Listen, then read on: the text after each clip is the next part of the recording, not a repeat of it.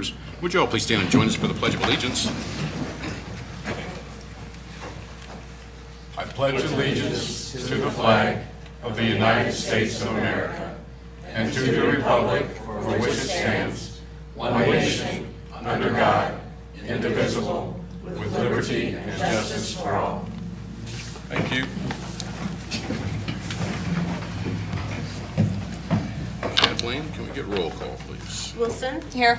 Davidson? Here. Fleming? Here. McCampbell? Here. Scott? Here. All right. Tonight, first, we're going to start off with a presentation from CNH and local UAW 807 for purchasing of trees. Not everybody at once. Come on. All right. Yes, please. All right, please. Just get a jump start. So, Mr. Mayor, on behalf of CNH and Case Construction and the United Auto Workers, we would like to present the city with a check for $5,000 to support the replacement of trees program. So.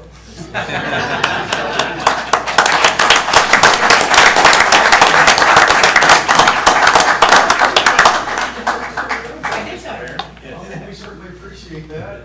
Can we have you guys, can we get a picture of this? This $5,000 is going to be used for some That's a nice beautiful move. tree lights. Let's Yeah. get you guys up here, okay? Get Patrick Moore. Yeah, where's Patrick? Well, Patrick Moore. What are we gonna do here? Gotta get Patrick in on that. Patrick did a great job of training us how to properly do that. He did a very good job. We learned a lot that day. That's right. Come on and get on this, everybody. Come on. I don't want to block We you. certainly appreciate you guys. No, feel free. No problem. Ta-da. They got it. Thank you, folks.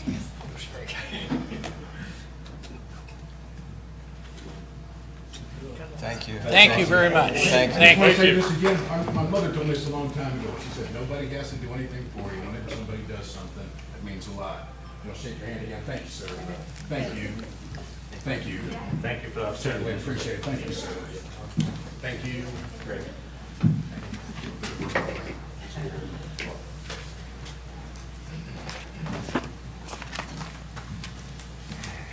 If you guys want to come back next week with more money, you're more than welcome to. Just throwing that out there. Okay. Next on the agenda tonight is the Fireball Run update for Skype.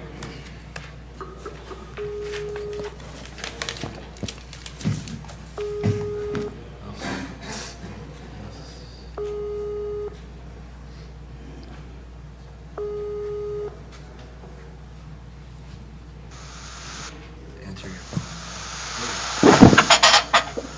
There we are. Can you hear me? We can hear you. Yep, we have you on, Jay. Yes. You're on the big screen, so you can go ahead whenever you're ready. Okay. I hope everybody is doing okay in Burlington. You guys have a wonderful town out there. Doing I thought it good. was one of the hits for what we're doing this year. So, would you like me to just carry on and tell you a little bit about the show? Is that what I'm supposed to do? Or were there going to be questions? Carry on, sir. I think they'd like you to carry on, and we'll let you know if there's any questions. Okay. One of the beauties of Fireball Run, it's multifaceted. So there's different aspects of the show that we put together to drive interest and drive viewership. But at its core, Fireball Run is an adventure travel series. So one thing to make sure is that we understand the differences of this type of property versus other shows. One, it is wholly and entirely not a game show. Game show is something like Family Feud or Wheel of Fortune, right? Fireball Run uses a format of a contest only so much as it allows us to tell the story of destinations using points of interest. Because quite frankly, if it were a documentary on towns, it probably wouldn't be as interesting. So that's why we add the formula where teams are going from place to place and they're playing a game based on trivia, based on points of interest. So at the end of the day, the story for the show is the destination. not even the characters that are in it, because Fireball Run is also not a reality series. We're something called factual entertainment. A reality series is focused on drama and personal conflict. That is what drives a reality show. Fireball Run is factual entertainment. That means every experience seen in the show is authentic, as well educational. So for the viewers, it's the opportunity to vicariously go to destinations using the passion and the excitement of a whole cast of characters. But the characters are not the focus. They're simply the catalyst to carry one person from one story to another.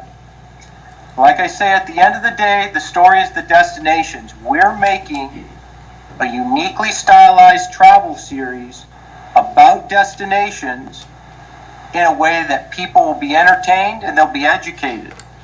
So every point of interest that's included in the show becomes a different micro story for the audience to follow. If the contestant is going to a museum, it's the opportunity for us to introduce the museum, its history, why it exists, why it's important, and why the artifact hidden there is so significant. So if none of you have watched the show, I encourage you to do so. It's really, really good. If you like to learn things and be entertained, Fireball Run's a great show. You will learn things about destinations sometimes you have never heard of, and of the ones you have heard of, you may have not seen them in that way or knew all the neat, unique things that there are available. So that's what Fireball Run is. It's an opportunity for a community to get its name out there to a wide audience and to introduce all the things that make it unique. Its culture, its history, and of its points of interest, sometimes businesses, sometimes attractions. But in either case, it's the story of destinations. Like I say, we have the characters in there simply to give you something interesting to follow while you get from location to location. One of the other unique things of the show, which is very different from any television show that exists, and I'm going to say that this is very, very unique, it's the fact that we make it so all the contestants in the show are all business leaders, either business leaders, celebrities, elected leaders, or other persons of note. We do that because we wanted to bring key influencers to communities. We could have cast this just like any other show, but in fact we do not. This is not Amazing Race, which has reality show actors in it. These people are deal makers, they're investors, they're developers, but in any case, they're all key influential people. So when they walk away from a community, the goal is you've touched their lives personally and authentically. Your hospitality is what gets their attention. 95% of these people have probably never heard of Burlington, and they're very exclusive. And now they're going to have the opportunity to absolutely touch it and experience it firsthand. Our contestants often say that the teams that Fireball Run takes them to the places they typically fly over. Now, as I've told every destination before you and destinations that are coming on board for next season, we do not guarantee that some kind of business opportunity is going to come from this show. But what we do guarantee is we're going to bring the people that are key influencers that have the capability to bring jobs, expand locations, relocate headquarters, or buy second or third vacation homes. That is what we guarantee. It is up to your economic development to continue the relationships that they'll make through these introductions and develop them to see if over time something greater can come out of this television show. But again, it's an adventure travel series. It's just the fact that we wanted to bring a little bit more value to the destinations in unique ways, and one of the ways was to bring key influencers to a community. That sounds pretty phenomenal. We're pretty excited. I would like to know, are you going to spend a little bit more time on Burlington than the other communities? That's something that would be really nice. Can you hear the mayor?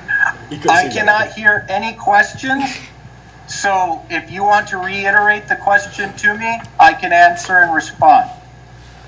Is there any? Tell them we're all just real excited. Everyone here is just excited to have it come to Burlington. We're excited to be there. I'm going to say this again. When my people qualify what are a number of destinations that apply, I get a very limited release from them until we go to the location. I'm going to tell you that we were extremely, extremely shocked by all the opportunities we saw. And no, I do not say that with every destination. We were very surprised at the level of industry that your community has. We're very surprised at the aesthetic that your community has. You have a very beautiful downtown. It is developing. It's not completed, but we can see where it's going. So you had a lot of great things out there that for me, who didn't really have a lot of information going in, was very, very surprised. You guys have a lot of content that is likely going to happen as a result of the show. And so we're going to feature all those unique things. But I did want to say, we were very surprised at the amount of items that were out there and the unique parameters of the community. Not every community we get to say that about. We were very surprised. It's a beautiful community you have out there. We're equally as excited to go to your community as you're to have us come there. So we want it to be very successful. We want to see all the kids, all the marching bands. We want to see lots of families, because Fireball Run is a family-friendly show. Once again, we do not focus on drama. We do not focus on the negative. We focus on the good of communities, and that's what we want to show of yours. I understand that your mayor will be in Fireball Run, and I do want to say that is not atypical. We have lots of government leaders that have participated and continue to participate in Fireball Run. Lieutenant governors, we've had senators, we've had congressional leaders. You have a state rep just about from every state in this thing sometimes. And the fact of the matter is, they're all there for a couple reasons. Bring positive attention to their community, network with very influential guests, and also become ambassadors to about their community in the other destinations we go to. This is the first time we will have 2 serving term mayors from the same state in Fireball Run. And I think that's pretty cool, because you've got some very good representation for your state. Every mayor is different, and that's the greatest thing about it. Every story's different, every destination's different, every community leader is different. But what's nice is your mayor out there is going to be in Fireball Run, advocating and networking for your community with a very unique base of successful people. So we really appreciate everything you are doing, and we're extremely excited to be there. Thank you. Thank you. Thank you, Eric. Thank you for taking the time. We appreciate You've your time. got it. You can now go on with campaign redistricting and taxes and all the other great things that come out of city council meetings. But we're the one positive, so we appreciate that. Thank you, guys. Have a good afternoon. Thanks a lot, Jay. Have a good night.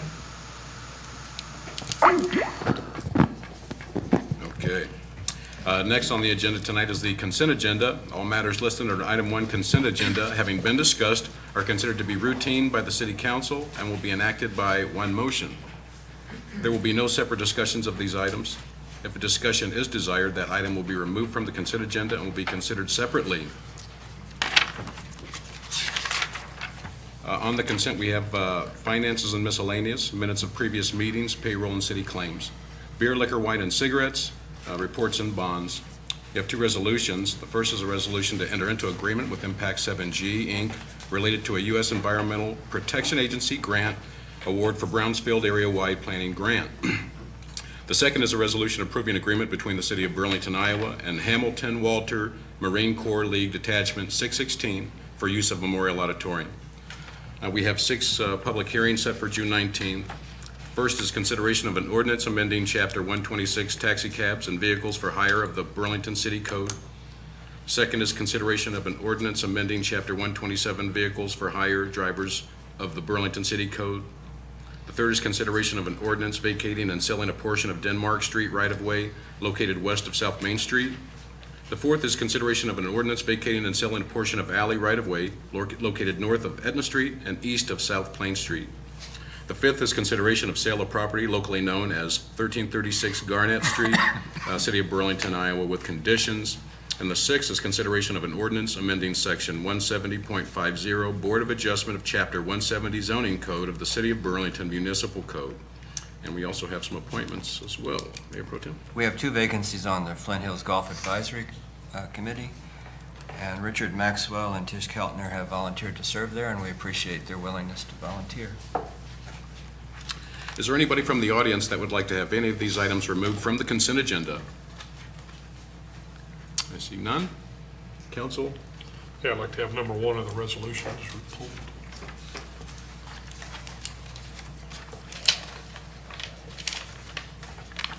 I would like to pull,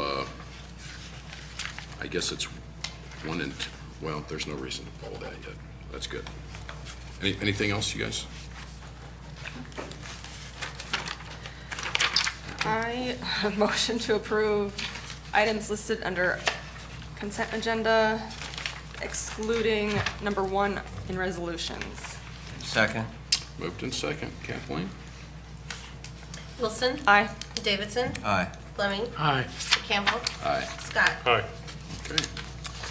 This is time set for hearing for consideration of a sale of property locally known as 1114 Linden Street, City of Burlington, Iowa, with conditions. Publication has been made in the Hawkeye as prescribed by law. Mr. Tisland? This is a property we acquired through the abandoned building program again, located at 1114 Linden Street, just west of Ashman. It is a vacant lot. The home was demolished by the city. The garage does remain. It was a garage that was in good condition, and we did have interest in acquiring the property by an adjacent property owner with the garage remaining, which would make the property legal under our zoning code. So with that, the conditions of purchase would either be an adjacent property owner acquiring the lot and combining with their own to allow the garage, or constructing a new home on the lot within 180 days of purchase. We do have one offer at this time from the property owner at 1116 Linden Street, directly to the west of the property, from Christopher Klein, for $500. Okay. Well, if we have a $500 bid, let's open it up. If there's anybody here that wants to put a bid on this property, and then we're going to ask that you come up to the podium and give us your name and address. We have an opening bid of $500 from Christopher Klein. Is Christopher here tonight? Okay. I'll make a bid. $600. Just a note on the conditions is you do either have to be an adjacent property owner or be willing to build a single-family home on the property within 6 months. 6 months, yeah. So if you don't build a house, then what? Goes back to the city? Yeah, we would not transfer deed, but Okay. $600. You need to Can I come and get give us your name. yeah, can I get your, Kelly Hall. can I have you come to use the microphone, please? Kelly Hall, 816 Valley.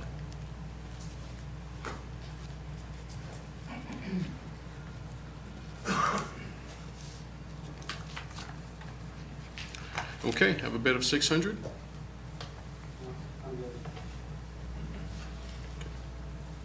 No other bids? Going once? Going twice? Sold for $600 to Kelly Hole, A16 Valley Street. so for that, before I guess we go forward, full payment is required within 30 days of sale. We do need a building permit within 30 days of the purchase, paid for by the property owner as well. or by the purchaser. It is a smaller lot, so there will be some restrictions or difficulties in developing it, so just want to make that known tonight, that it is a difficult lot to develop based on the size, and payment would be required. Within 30 days. That's pretty good.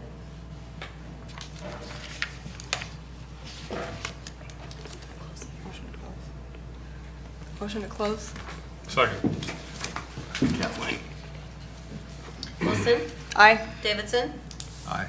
Fleming, Aye. McCampbell, Aye. Scott. Aye. Introduce the resolution.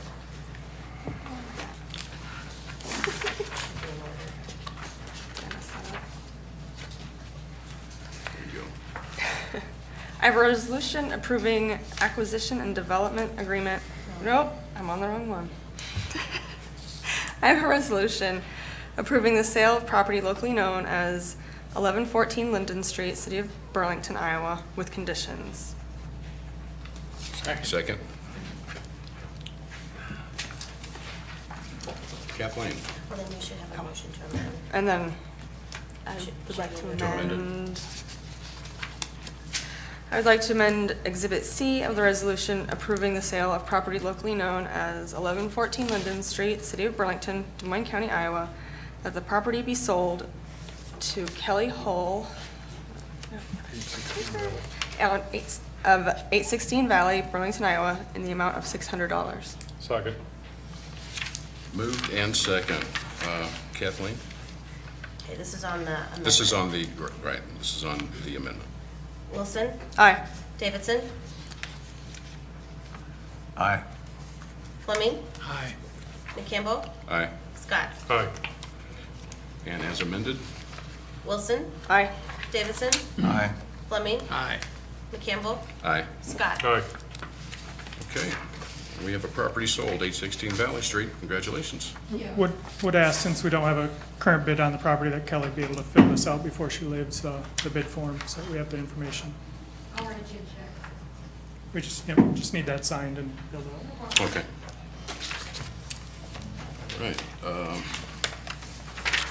Next, we have consideration of an urban renewal competitive bid process and intention to accept proposal for sale and development of city property.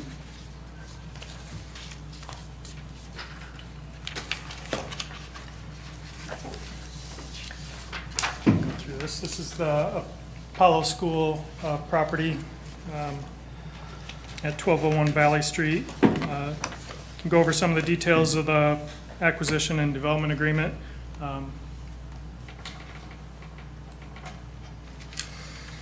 This agreement is for construction of a mixed-use redevelopment of the site. The developer will acquire the property from the city for $100,000 to be paid at closing. Develop approximately 40 high-end residential units with the potential to include some commercial uses as well. Developer shall submit and prepare rezoning application to rezone the property to a planned unit development to allow the mixed use of the property. Developer agrees to deed over any land or right-of-way necessary to expand the size of the cul-de-sac at the west end of University Place. Some of the conditions of the city are extending the boundaries of the urban revitalization area to include this property to be eligible for the 10-year tax abatement program that is currently the area in the downtown area outlined in blue. So that would extend into this red area here where the Apollo School site is, with extending the time frame of the eligible improvements for this area from 2019 to the expiration date to 2023. City would vacate upon application College Street, which is the road directly to the west of the school, between the school and the parking lot, which does not serve any other properties other than the school. And then developer had requested upgraded street lighting on University Place, as well as expanding the size of the cul-de-sac at the western terminus of University Place. I think the closing of the property is estimated around within 60 days of approval by the council. I know the developer has expressed interest in getting the roof and getting in and cleaning it out as soon as possible and starting work on cleaning up the site, the windows and the roof, so that it's a closed facility and kind of deter some of the future nuisances on the property.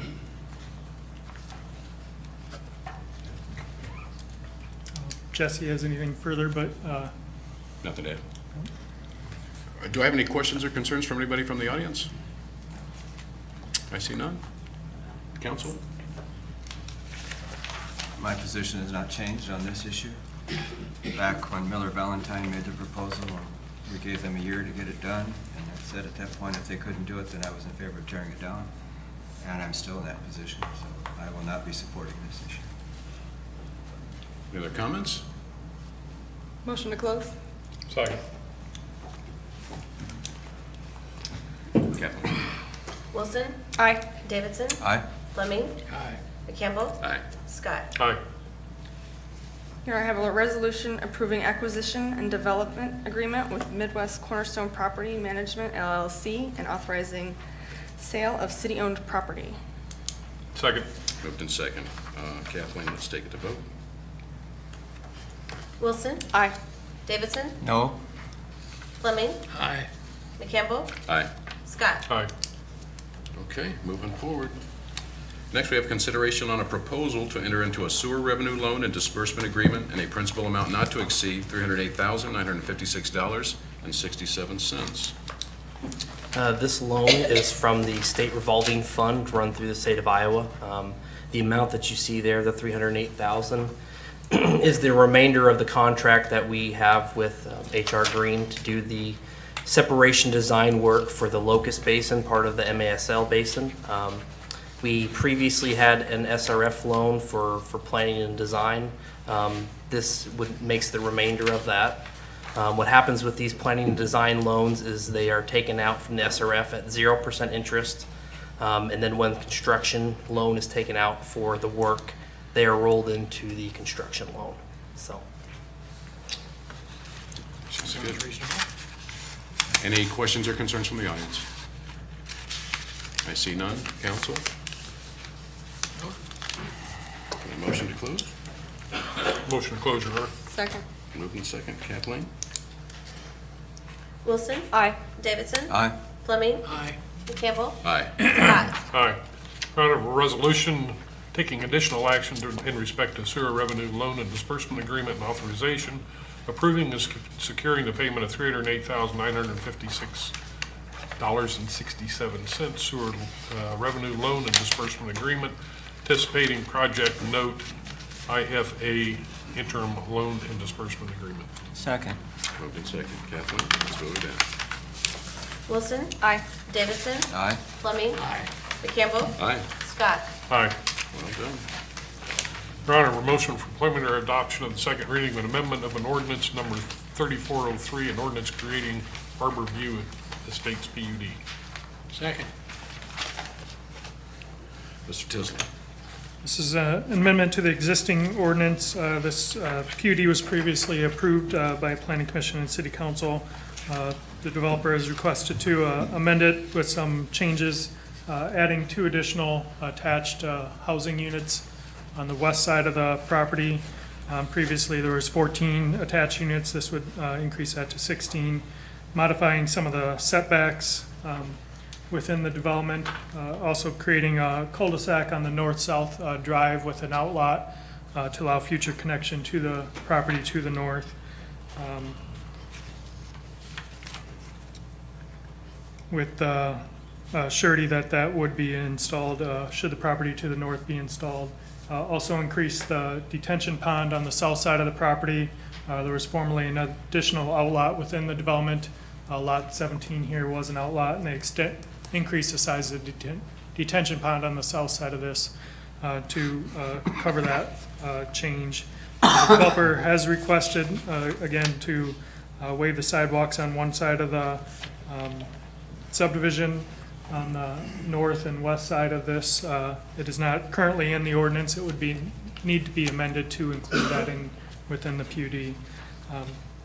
Once the PUD is approved by council, then the preliminary plat, they previously had an approved preliminary plat prior to the request for modification. This new preliminary plat would come back once this PUD is approved and go through that process. have any comments, questions, or concerns from the audience? Yes, sir. Scott Deal, 613 North Garfield. Concerning this, is when we're talking about the sidewalks, are we asking, is the developer asking for a variance that he not have to put in what is required of every other developer in other subdivisions as far as sidewalks are concerned? Is that what we're talking about? Is that part of this motion? Just that particular 3 lots, isn't it, Eric? How many? It would be on the lots 20 through 25. Okay, so on that side over there. So he is asking for a For variance. sidewalks on one side and For sidewalks. just one side instead of both sides. I heard about this several weeks ago, and in anticipation of tonight's meeting, I spoke with a couple of different developers that have done subdivisions in this community, and they do not believe that he should receive a variance if they've never received a variance for the same reason.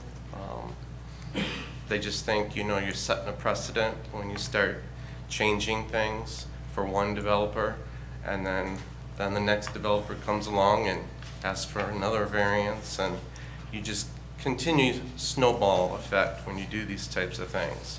I don't think that's the right precedent to set. As far as sidewalks, just to bring up briefly, it was just in a Washington Monthly article. Excuse me, I had it footnoted here, but it talks about what Americans, especially the millennial generation, millennials, I'm sorry, I had it here. The main thing is that I talk about that walkable communities are extremely desirable to the millennial generation and to people purchasing new homes. They want to have sidewalks. They have dogs, they have other animals, whatnot. People don't want to have to walk on one side of the road in the street and then other people walking on the sidewalk on the other side. So I mean, there's 2 issues here. One, I don't believe it's fair to other developers if you give a variance to this developer and not to others then in the future. I mean, then you might as well just throw out the rules if you're going to continue to give variances, to one person and not to previous developers. They don't think it's fair. I don't think it's fair. It's not equitable. And then the other thing is that according to National Magazine, people do like walkable communities, and that means having sidewalks. Thank you, sir. Thank you. Other comments or concerns from the audience? Scott Zeiser, 456 Upper Flint Road. I am the developer of this, and yes, I do understand ordinances, but this case, I think you can do it case by case. This case is a non-through road. It's got a cul-de-sac in it. It's obviously developed on the south side for all the condos to use the sidewalk, and then we have a sidewalk on the east side too. You have Cliff Road, who has one sidewalk, and that's a busy major street. And this is just going to be, it's not high traffic, it's low traffic. And again, I think you can do it case by case is what I think you can on this. So I just ask for your support. Thank you. Thank you, sir. Thank you, Scott. Are there any other comments from the audience? I have a question for Scott. Well, you can do that out there. We're not taking questions for him in here. No, the developer. Right. Oh, okay. Yes. Kelly Yeah, Hall, well, 816 Valley. I just don't understand why it's a big deal to even put the sidewalks in. Last time I heard Ms. Wilson talk about uniformity and the sidewalks and how that's so important. So, I mean, why not just put them in? I mean, people want to walk their dogs, their kids want to ride on the sidewalk. It's not that big of a deal to put in a sidewalk. Might as well just put it in. So maybe you can address it. Thank you. I can address that. It's called $35,000. So, I mean, it's going to be taking the homeowners. Can I have you address the council? Just, they're watching on TV, so they want I'm to sorry. see you. It's going to have to transfer, the dollars are gonna transfer to somebody, and it's gonna go to the lot owners. So basically, I'm trying to save them 35,000 divided by how many lots are on that sidewalk, so that was my projective. Thank you, sir. Thank you. Council? Comments? Sidewalks aren't a part of this, at this point. It's not been amended to include or to waive the sidewalks. So for me, it's a non-issue right now. I guess I take exception to the ordinance itself. I mean, I guess I don't see a universal need for sidewalks on both sides, no matter the circumstance. I mean, the density issues, the traffic issues, and what have you. So I guess what I'm proposing one of these days at least is consider at least looking at the ordinance. I agree with what one person said. We can't be making deals with this guy and that guy. I mean, we ought to be consistent, and I sure support that. But anyway, that's my thought at this time. Any other thoughts before we move forward? Okay. Kathleen? Okay. Wilson? Aye. Davidson? Aye. Fleming? Aye. Campbell? Aye. Scott? Aye. Now, a motion for preliminary adoption of the second reading of an ordinance rezoning the property locally known as 816 Valley Street from M1 Light Industrial to C3 Central Business District, Downtown Mixed Use Zoning District. Second. Mr. Tisland?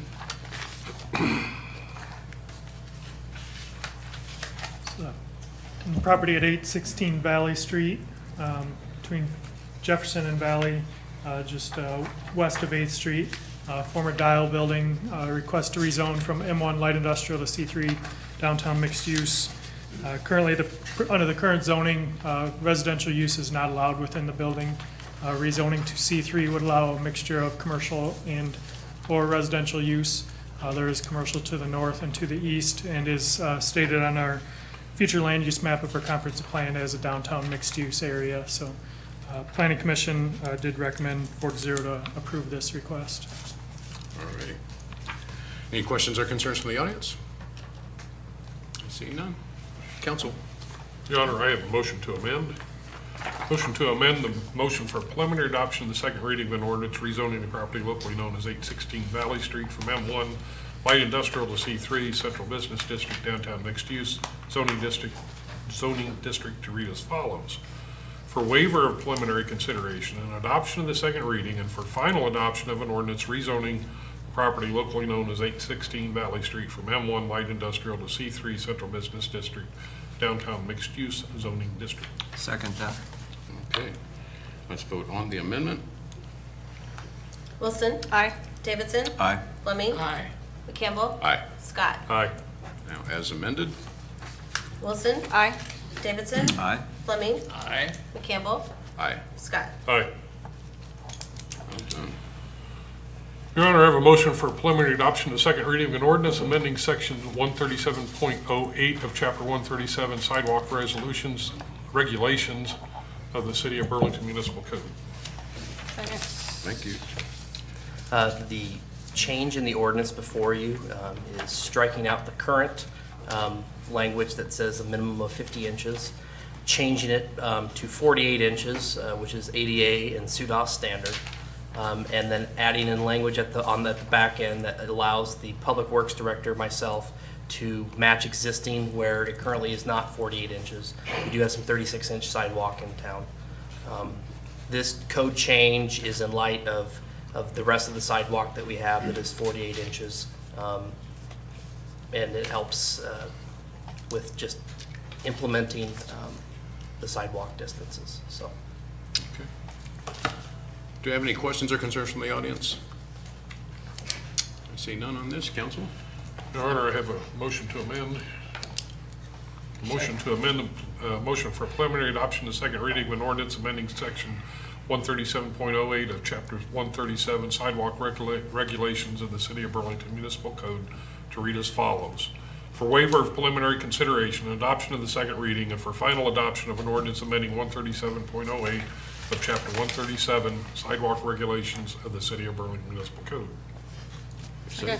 Thank you. Let's vote on the amendment. Wilson, Aye. Davidson, Aye. Fleming, Aye. McCampbell, Aye. Scott. Aye. And now as amended. Wilson, Aye. Davidson, Aye.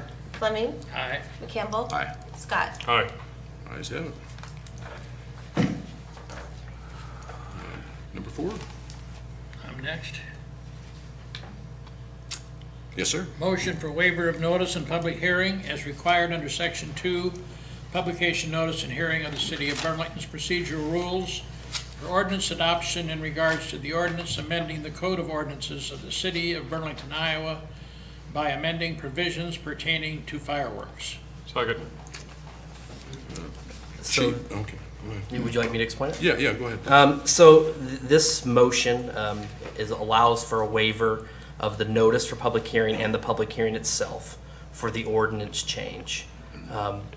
Your city council code, or rules rather, dictate that ordinance changes need to have notice and publication of the public hearing, to have the public hearing in order to make an ordinance change. What this motion does is allows you to waive that notice and the public hearing and go straight into ordinance change. Now, it does have to be approved by a supermajority, which is 4 aye votes, and we are well within state code to do this. Okay. Does anybody have any concerns, questions? Okay. Council? I'm not in favor of this. We have a procedure in place for a reason, and I really don't like the idea of deviating from it. I don't have any issue with it. I mean, we have to figure something out with the fireworks before people just I'm start. not specifically against the fireworks No, I thing. know, I know. But I get what you're saying, it we, just, we have a procedure in place for fireworks the way it is, and so I don't see why we have to be in such a big hurry. And like I say, I just don't like the idea of making a change for a change's sake. Any other comments? Kathleen? Wilson, aye. Davidson, No? Fleming, Aye. McCampbell, Aye. Scott. Aye. Number 5. Motion for plenary adoption of the first reading of an ordinance amending the Code of Ordinances of the City of Burlington, Iowa by amending provisions pertaining to fireworks. Second. Chief? Good evening. Yeah, just briefly, it's what we discussed at the work session. It's a stopgap measure to keep our current ordinance in place until maybe you want to take another look. I mean, it's going to be up to you. I mean, I'm in favor of the ban. It's been banned since I moved to Burlington in '87, so I'm sure prior to that, you know, like I talked about, we have a lot of pets in the community, elderly people in the community, a lot of people with pets. I mean, granted, there's going to be unlawful use. We know that. There is every year. But like I said, there's a very large percentage of people that won't because it is illegal. And so, I mean, currently that's the way it is. And that's my recommendation, that it would stay that way. And this ordinance would allow that stopgap measure. It's just simply a change in how the fireworks are defined.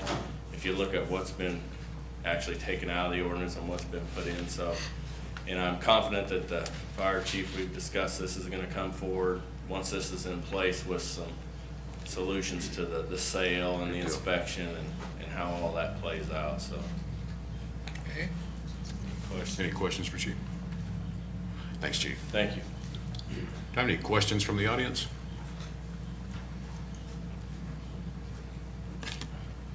You know me, my name is Dean Fennessy, I'm Burlingtonian. I'm with him about fireworks. It was basically passed because MONEY. Basically, a lot of people are gonna get injured, killed, wounded. But I'll give a case scenario. I live in Northern Drive. We had about a block away. We had people shooting off fireworks. I mean, bang, boom, bang, boom, and we were about 10 to 20 feet away. Where I live, I have a car and apartment. And that's what I'm concerned about. Like he said, some people are going to do this. And you know, this is the law now in Iowa, but if I had my way, like I said, it wouldn't be no firework. I'd rather have the pros do them than amateurs. But I'm like him, I agree about that I don't like I just like the ban of, I'd rather have professionals do their fireworks and let them do it, so that way people not get injured or wounded forever and property damaged. Because that's just my opinion. That's gonna be it about this. I'll talk about other things when you ask about, I got my hearing back, so now I can hear you better. Okay, sounds good. Thank you, Dean. Anyone else from the audience? Council? Kathleen? Wilson. Aye. Davidson. Aye. Fleming. Aye. McCampbell. Aye. Scott. Aye. Okay. Your Honor, I move we approve the awarding of the contract for the 2017 flood wall mitigation Phase 5. Second. Thank you, sir. This project was bid out 2 weeks ago, and the engineer's estimated cost was $6.5 million. The bids came in. S&G Construction had a bid of I said that wrong. $6,217,965.83 at the low bid.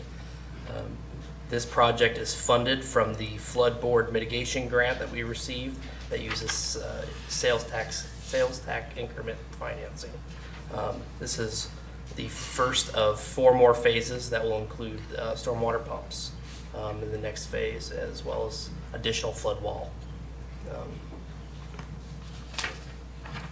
I can answer any other questions, I guess. Construction to begin immediately after Steamboat Day. Correct, July 1st is the estimated time frame, Sweet. taking about 12 months to complete. 12 months. They estimate between 8 to 12, so depending on river levels. Any questions or concerns from the audience? I see none. Council? Kathleen? Wilson. Aye. Davidson. Aye. Fleming. Aye. McCampbell. Aye. Scott. Aye.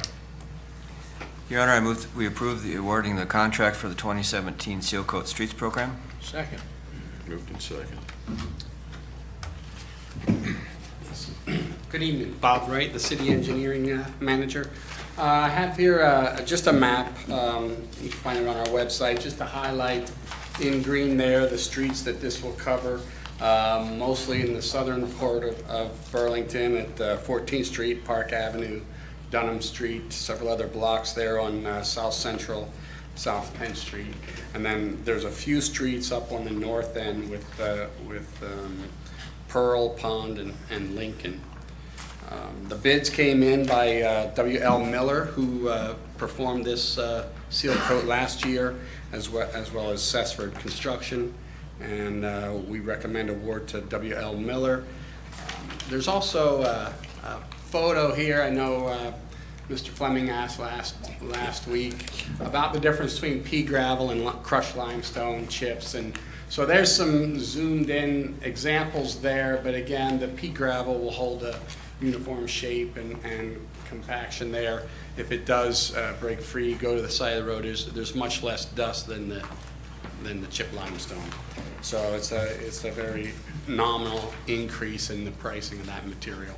And we are recommending going with the pea gravel as the component rather than the limestone. Good. I believe the price difference was $352,000 to $363,000, so a price difference of $11,000.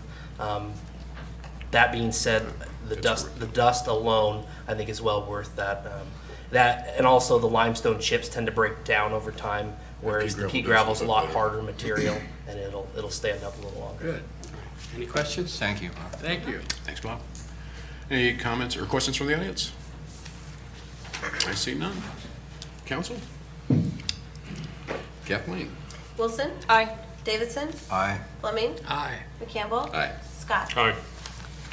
Your Honor, I move for approval of the final plat of the Lau subdivision. Second. Thank you. Mr. Tisland? This is a one-lot subdivision located east off of Osborne Street, in the 900 block of Osborne Street, just north of Arch.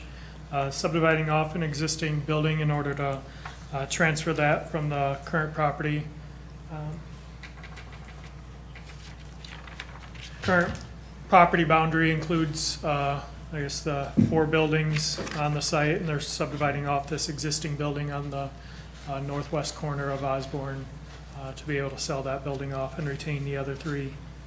This does meet our requirements for a minor subdivision and does not include any new infrastructure.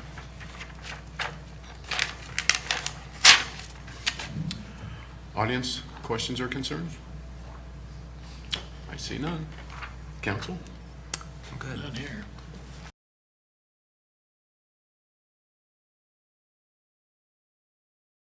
McCampbell. Aye. Scott. Aye.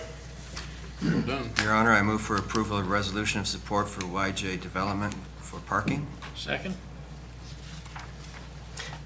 I have the resolution before you. It has been amended since the work session.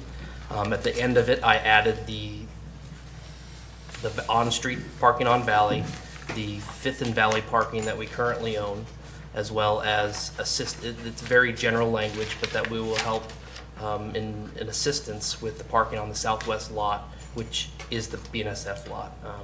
I believe Jesse Caston and YJ Development representatives are here. I spoke with Jesse about the resolution. It's expanding upon the general conversations that we've had about the city's involvement with parking. Jesse, anything to, or any of the, okay.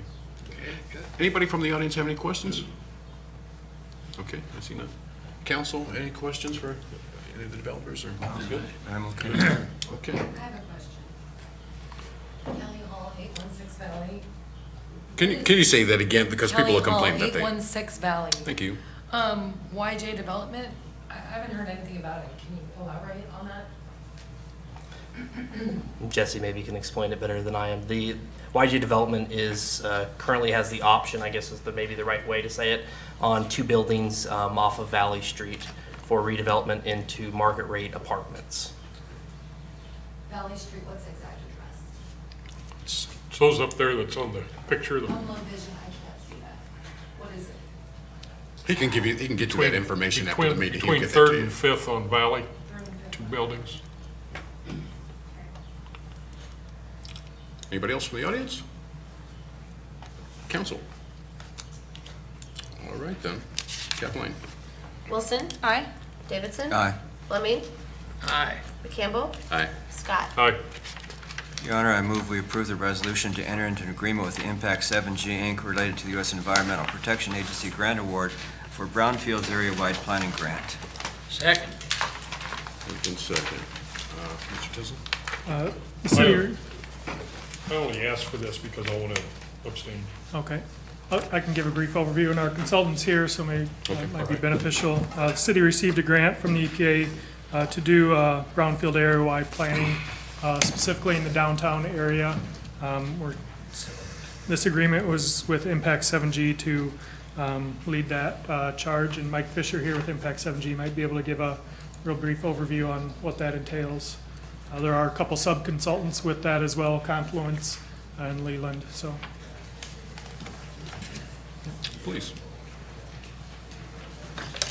Good evening, everyone. Hi. I'm Mike Fisher, Impact 7G. I'm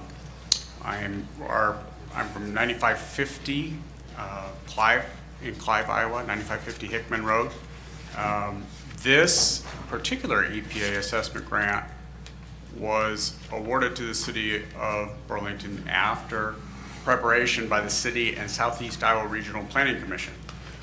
So it is in addition to the work that the city already had completed to land $400,000 of EPA assessment grant. This particular grant is for planning. So the idea here is to really do site-specific implementation plans that are going to help move properties. It includes market analysis. It includes GIS inventory of a lot of the structures in downtown, identifying traits, characteristics, what is going to make one better, what do we need to do from an implementation strategy to get a property to move toward private sector investment. So it's it's quite a different grant, but coming really from the same program at EPA. This will also help us prioritize sites for assessment under the other grant. So they're going to kind of work hand in hand. That's cool. And our sub-consultant on this is Confluence out of Cedar Rapids, Iowa. And Ben is here as well to talk about some of the work that Confluence does in the planning arena, specifically with regard to downtown redevelopment areas. Ben's also very familiar with Burlington, having grown up here. So, Ben, would you like to say a few words? So you drove all the way here, Ben, you gotta come up and say something. All the way from Cedar Rapids. Ben Sandell, 2121 2nd Street, Cedar Rapids. As was mentioned, I was born and raised here in Burlington, so it's always exciting to come back and work on projects back in my hometown. What's your last name? Sandell. Are you related to the mayor? No, the other John Sandell. Okay. So there's two John Sandells. All right, 20-minute story. But I'm excited to come back. As we mentioned, we'll be doing a lot of inventory and GIS work, data gathering, demographics, market studies. Confluence's job is really to do community input, public input, gathering feedback from the citizens, and then helping turn that into a vision that we can move forward to with the assessment process. So, any questions for me? Great. Thank you. Thank you, Ben. Thank you, Ben. One other point to add is we have one other sub-consultant, it's Leland Consulting, and actually they're out of Oregon, so they're a long way from home. And you may wonder, why do we bring someone from Oregon to work on a project in Burlington, Iowa? It's because this small little firm has a great niche expertise in understanding market characteristics of a given region by really intellectual property methods, if you will, that they use to analyze areas. I mean, it goes beyond demographics. It goes beyond, I mean, their idea, what Leland will do is come in and do a market analysis on the downtown area, look at traits, attributes, what in the future might change that all of a sudden makes a property or an area more suitable to a different end land use. So it's really just, they have a small component, but it's a critical component to how Ben crafts the vision in terms of potential vision, alternative visions for properties. I think it's good to have alternatives. So that's what this is about. Eric, does that cover it for you? Okay. Covered it for me. Okay. Okay. I take any questions. You guys have any questions? Thank you. Kelly Hall, 816 Valley. I'm curious, Eric, I didn't see any other bids on this particular scope of work from any other companies. Were there any? Did any other companies offer any pricing?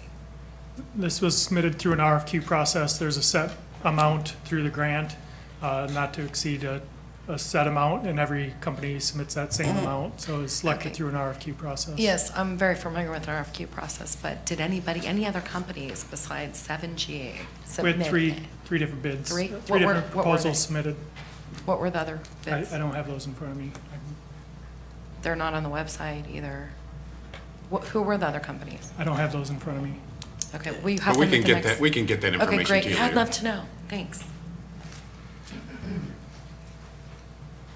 Any more questions that I can help answer? We're good, I think. Okay. Thank you, sir.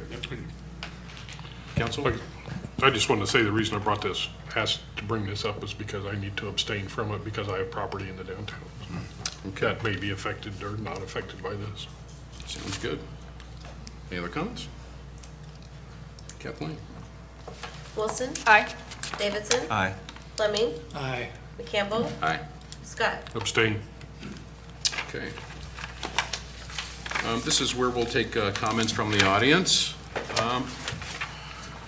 Not everybody at once.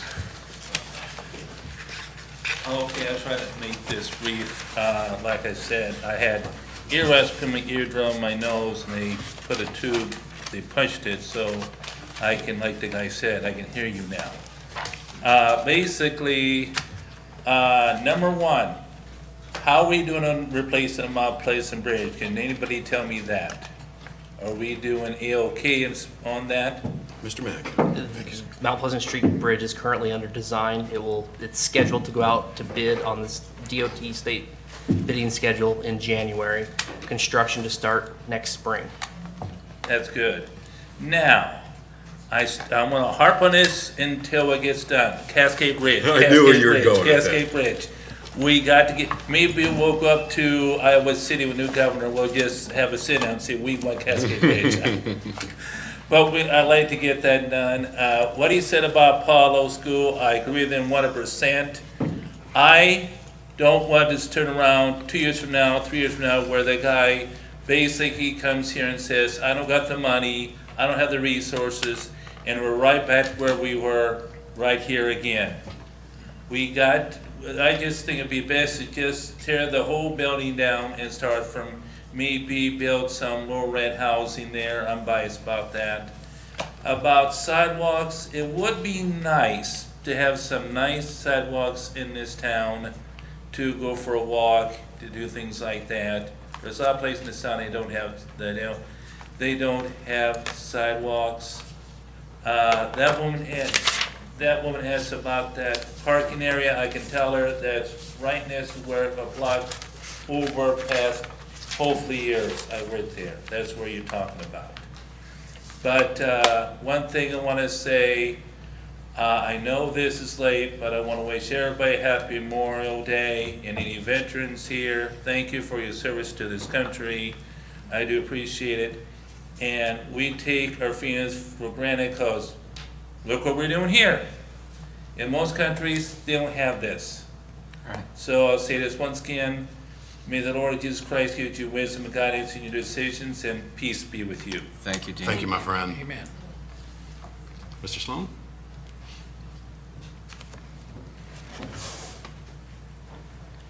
Owen T. Sloan, 1621 South 14th. Mr. Mayor, I have a question for Police Chief Baird and a comment. It's a good comment, so can I direct the question to him or to you? Yeah, you can go ahead and direct it to him. Chief Baird, I got a name, Officer Mixer. Do you recognize that name? Okay. My question is, I owe him a deep gratitude.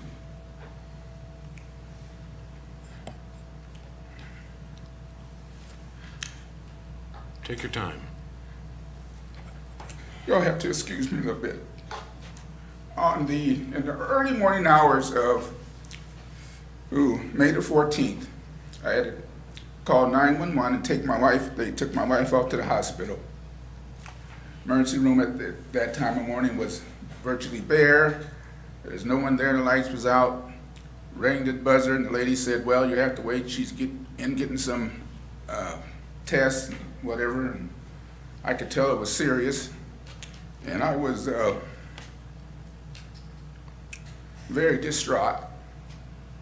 And waited, and finally, there was an officer come by, and I don't know if what he was doing, if he had been out there for another call or something, but he came over and he seen how upset I was, and he gave me his name, and I just caught Mixer. That's why I wanted to ask to make sure I had it right, Chief.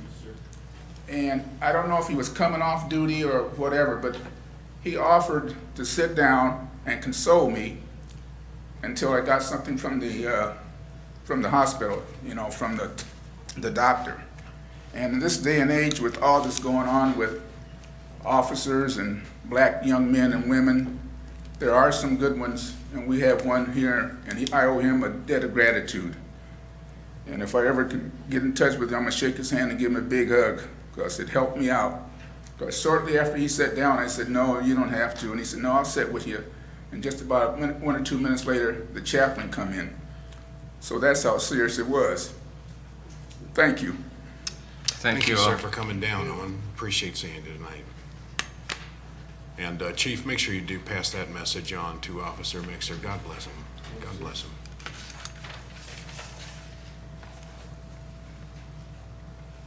I'm Terry Strother, and I live at 212 South Gunnison, a few blocks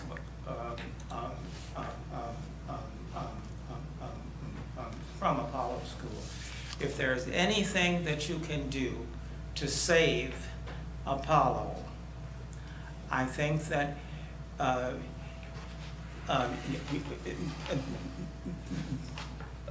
that you owe this city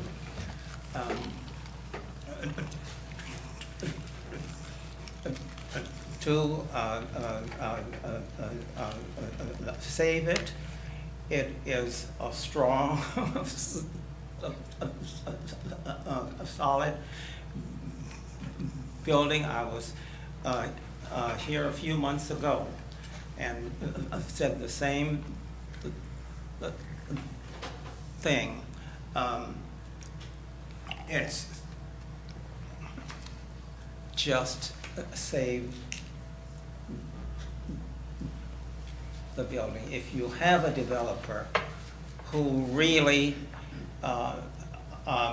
has plans that are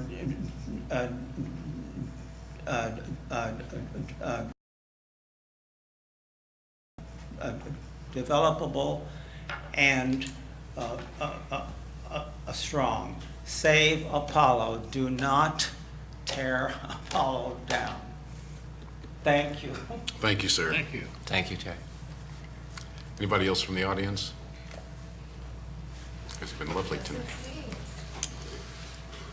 Same lady, Kelly Hall, 816 Valley. So I asked to be put on the agenda a few weeks ago, and I don't remember because no one had their name tags out, but I really wasn't allowed to speak and your work session.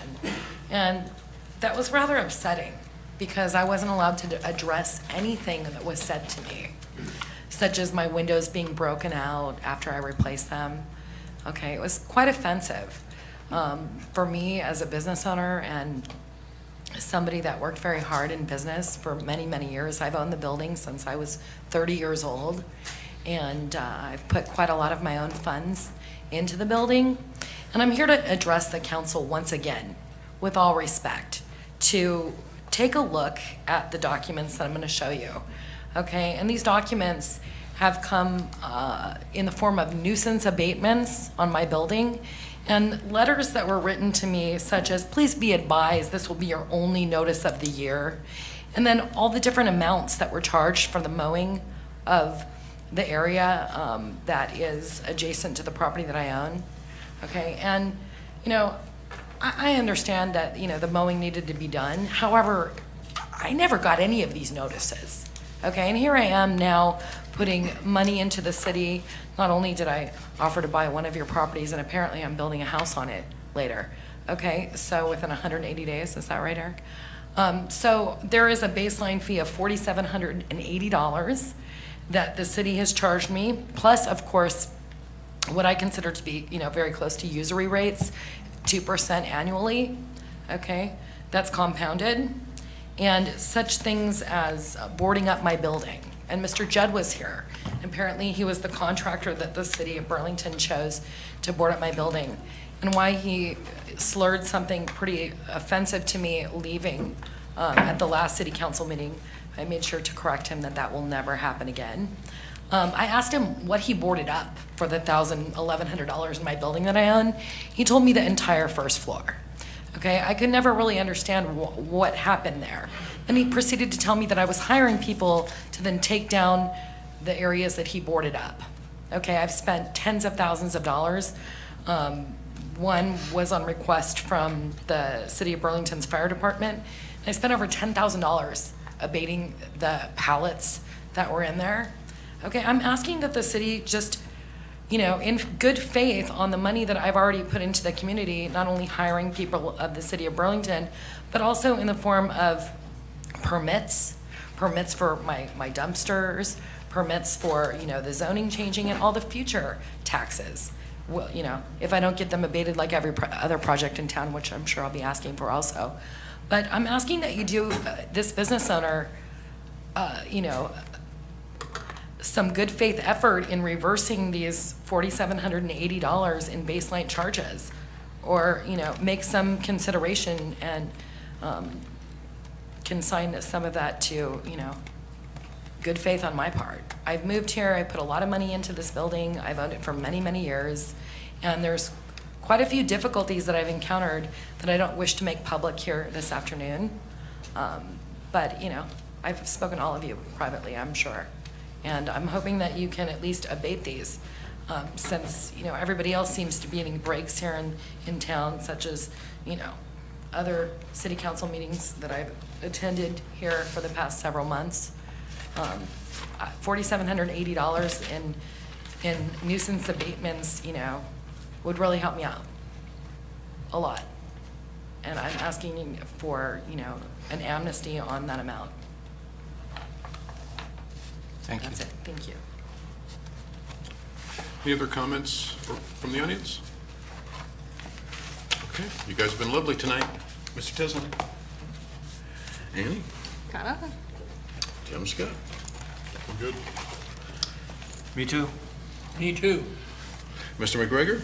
I'm going to break that cycle. Break the cycle, Nick. Sorry. We have a busy week with Public Works. We have 3 bid openings this week. The 4th and North Erosion Control is tomorrow. The Depot Storm Sewer, and then Agency West are on Wednesday. All of them at 2 o'clock. One will just follow the other. And currently we have Plain Street pretty tore up. Supplier will not have asphalt up until Wednesday, so it's going to be pretty well unusable until then. So please have some patience. Tell us about the roundabout. The roundabout, they have to move a gas line, I believe, and Bob may be able to attest to this better than I can. They have a gas line that has to be moved yet, but they are still laying some storm sewer work. Then I believe they're going to bore in the electrical, so as soon as that's done and the grading's done, they should start laying concrete. So, Thank you. Chief, can I have, no, can I have you come anyway? He's like, nah. No, I wanted you to, and I think you can help me with this. I just want to make sure that I gave a shout out to you, Officer Grimshaw. I'm not sure who else was Major Grimshaw, who else was a part of this, but they had the end of the year shindig out to the camp, and I got a chance to go out there for a little bit and throw around some candy for a hot minute. But could you share that with us? That's man, they were just having the time of their lives when I left, and that I know kids really looked forward to that. So. Yeah, and I'll tell you what impressed me. What he's speaking about is the after-school programming. They have a picnic at the end of the year where they go out to the Y camp and they get to enjoy some things that I'm confident they normally wouldn't get to enjoy. So last year was the first year, and we talked about this. Several of those kids would walk up to the water and maybe put their toe in and back up. And, well, no, not this year. Where's my life jacket? Where's the canoe? And here we go, you know, and swimming and having fun. So it just goes to show you that those things are remembered and they're very important, and everybody really had a good time. And thanks for bringing that up. It's always it's a lot of fun. We look forward to it. I'll tell you what, I know the kids had a good time, and it was just good to see the representation. You guys are doing a heck of a job. Thank you. Keep it up. Okay. I did remember one thing. I did too. Yeah, the first all-city free swim is tomorrow. You're reading my mind, man. Is it tomorrow, Eric? Tomorrow. Tomorrow. Okay. The only other thing is, again, you guys get this reminder, and you know, but let's just take it in again. The kids are going to be running and ripping as kids do because it's summertime.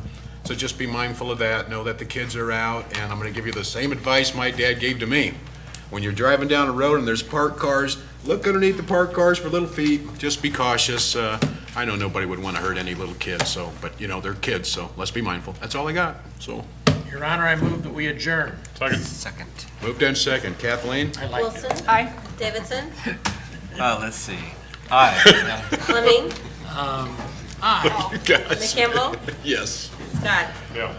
Good night, everybody. Thank you. Bunch of comedians.